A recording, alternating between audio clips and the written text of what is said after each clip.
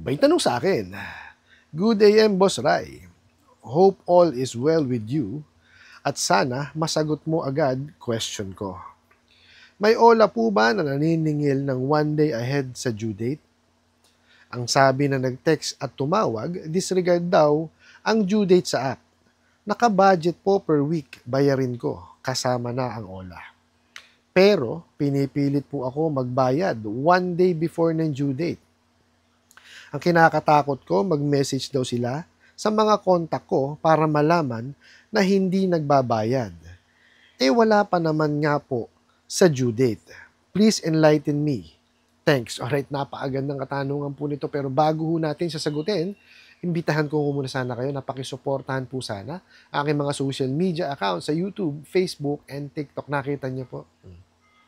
Wala ho talagang alam sa pagpapautang itong mga bugok na to. 'Di ba? Due date lang, hindi alam bilangin. 'Di ba?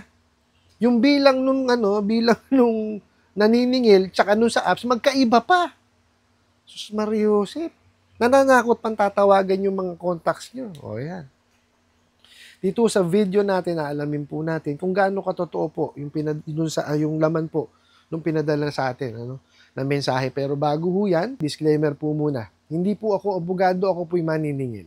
Lahat po na sinasabi natin sa ating mga video is based on my experience at syempre po sa ating pong pagsasaliksik at pagtatanong sa mga kaibigan po nating abogado.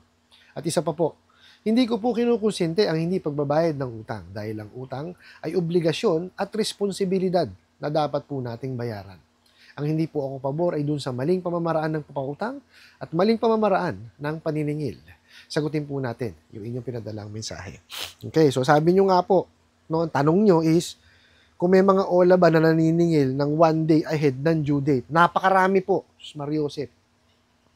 Lalo na yung mga illegal. Pag sinabi ho nating illegal, wala yan. Wala yang lisensya sa SEC. Tatlo ho yan ha. Dapat yan incorporated. Okay? Tapos, meron yang certificate of authority. Bukod doon, pag sinabi mo ola nga. Ibig sabihin ng ola, magpaprocess po yan ng utang from beginning to end online. So, dapat yan kasama sa recorded online lending platform.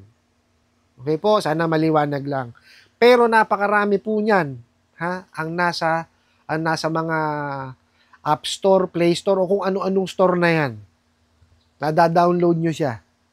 Kaya kayo, bago ho kayo mag-download, check nyo muna ho. Kung yan, merong lisensya sa SEC. Doon sa tatlo ko nabanggit.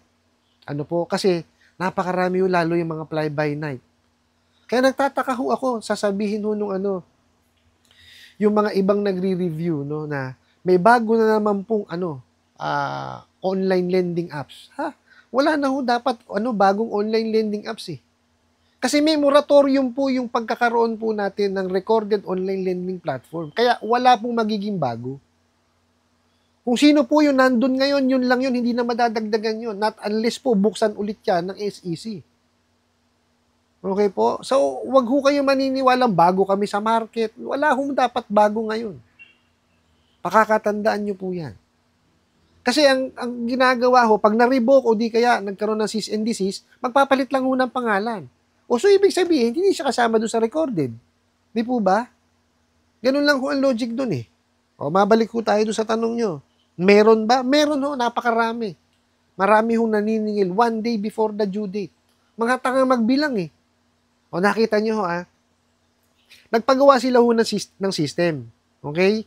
Malamang ang pinagpagawa nila nito is dito sa Pilipinas pinagawa. Kasi tama bilang eh. Bakit ko sinabing tama bilang? Kasi ang sabi, wag daw sundin yung nasa apps. Ang gustong sundin yung sinasabi nung nag-message sa inyo tsaka nung tumawag. Diba? Maling-mali naman. Kasi sila kasama yung araw nung dinisburse. Mali eh.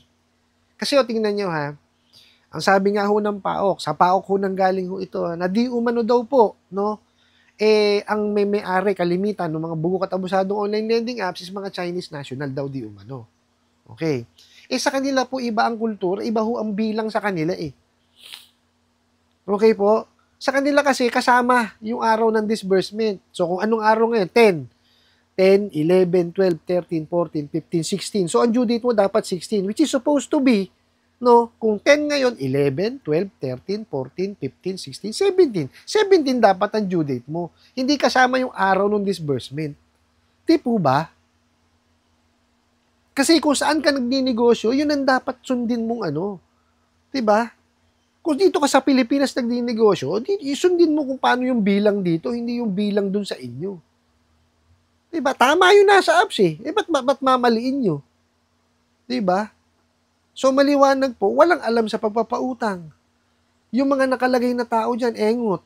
Sunod lang ng sunod. Diba? So, tama na yun nasa apps eh. Kahit saan kayo makarating. Kung kayo nagbayad do, sinunod nyo yung nasa apps, o hindi tama yun. Diba? Ba't Tsaka, excuse me po, nung pinagtataka ko, no, lagi na lang yan. Kada hindi makakabayad, ang ipananakot niyan, tatawagan yung mga contacts. Bakit? Bakit kailangan yung ipahiya sa ibang tao? Diba? Wala ba kayo ibang diskarte? Talagang ang alam nyo lang is mga walang yan ng tao. Tandaan nyo po ha, ito mahirap dyan sa mga bugo katabusadong online lending apps na yan.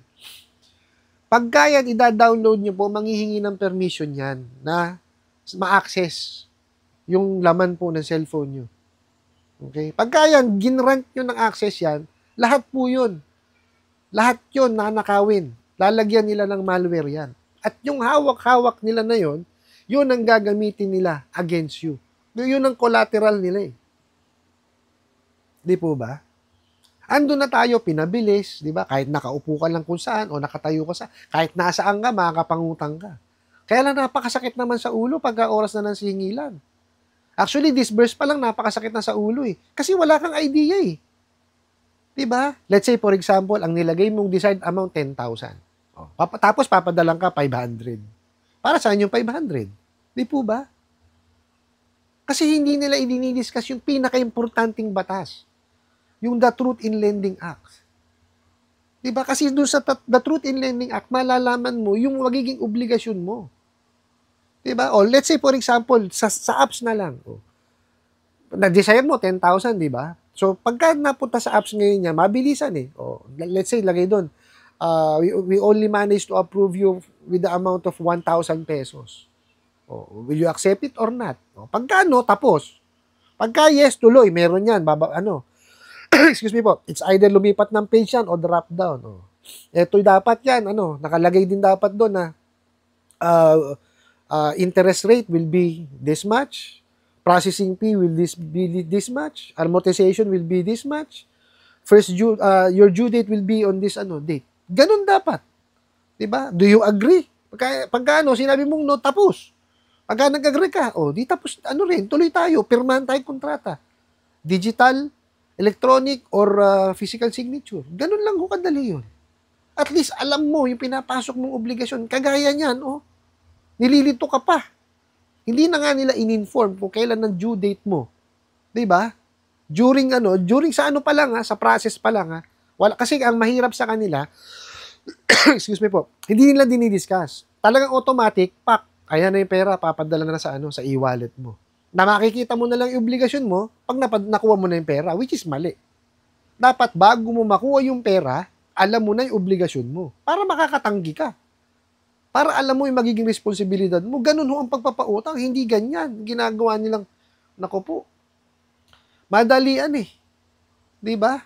Salisigang ang mga damuho eh. Bakit ko sinabing salisi? Abutan kang pera, tabay tatakbo. Bahala ka na, alamin mo kung kailan ang due date mo. Kung magkano babayaran mo. Di ba? Tayo mga Pilipino, hindi tayo sanay sa 7 araw.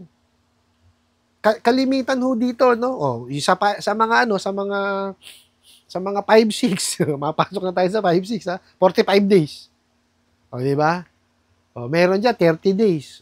Yan mga natin, 60 days. 90, 120, dyan tayo sanay. Tapos, equal po ang amortization.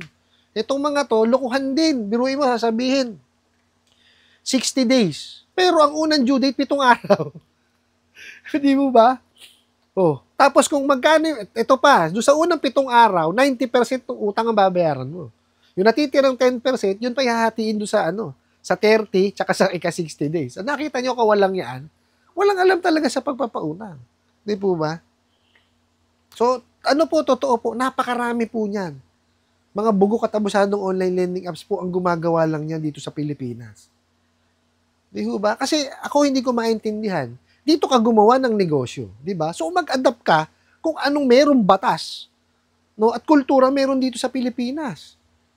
Di ba? Kung ayaw mong sundin yun, doon ka sa bansa nyo magpautang. Di po ba? Tama po ba ako doon? Mariosip, gagawin mong bilang doon sa bilang nyo doon. Hindi. Dito ka sa Pilipinas. Kung ano bilang namin sa dito sa Pilipinas, ganun dapat ang bilang mo. Hindi kasama yung yung date of disbursement. 'Di ba? Mali eh. Hindi ko hindi ko maintindihan kung saan nila natutunan 'yan. Kung doon sa bansa nila pwede 'yun, dito na lang sila magnegosyo, wag na dito. Kasi ang dami hong na napeperwisyo eh. Ang hirap ko nung ginagawa nila, no? Yung mental torture, no? Yung anxiety, hindi ho kayang kayang tumbasan ng halaga ng pera yung damage na ginagawa nila sa tao. Di ho ba? Manong sundin nila yung mga batas. Napakarami pong batas na na nakakasakop sa pagpapautang and memorandums eh. Pagka yun na nasunod, I don't think na magkakaroon tayo ng problem. Kasi may mga lending naman na sumusunod dyan eh. Wala hong sino man ang may karapatan ang mangwalangya ng kapwa-tao niya. Di ba? May prohibition on unfair debt collection practices. Inilista na yung bawal. Itong mga bugo katabusadong online lending apps, yung bawal ang sinunod. Nakita nyo kung gaano ka mga bobo yan. Di ba? So doon sa nagpadala nung mensahe po, well, susundin natin, nasa batas tayo. Yung due date sa app ang sundin nyo. Di ba? Yun na ipilit nyo. Total, naka-budget naman kayo. Hanga nga ako sa inyo eh. Nagagawan nyo ng budget yung ganyan, samantalang yung iba, hindi. Di ba? So kung para hindi masira yung budget nyo, sundin nyo kung ano yung sa tingin nyo is tama. Pero ako, sa akin, tama yung app kasi apps yun eh. Di ba? Kasi kung hindi nyo susundin yun, edi bali wala yung apps. Di ba? Lang yun, simple logic lang yun para sa akin. So kung ano yung nasa apps, yun sundin niyo. Ano po? I hope nasagot ko po itong katanungan na to at sana po yung makatulong. Maraming salamat po sa inyong walang sawang pagsuporta at panonood sa aking mga video. Maraming salamat po sa inyong pag-like, pag-share, pag-comment at pagtatanong. And kunin ko na rin po itong opportunity na to na imbitahan po sana kayo na pakisuportahan po sana aking mga social media accounts sa YouTube, Facebook, and TikTok. Hanggang sa muli po. Yun lang.